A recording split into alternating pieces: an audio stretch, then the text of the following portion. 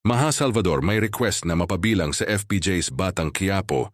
Usap-usapan ngayon ang hiling ni Maha Salvador na makapasok sa top-rating teleserye na FPJ's Batang Quiapo.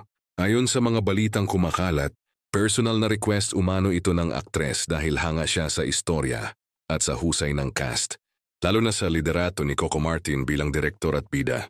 Hindi lingid sa kaalaman ng publiko na si Maha ay sanay sa mga heavy drama at action scenes.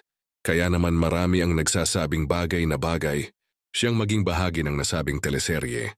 Lalo na't kilala siya sa pagbibigay buhay sa mga matitinding karakter.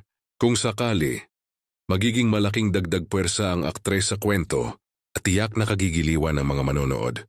Ang kanyang pagbabalik sa primetime action drama para sa mga fans, isa itong exciting na development na dapat abangan kung matutuloy ba ang wish ni Maha na maging bahagi ng Batang Quiapo.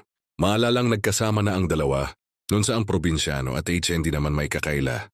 Ang chemistry na meron sina Coco at Maha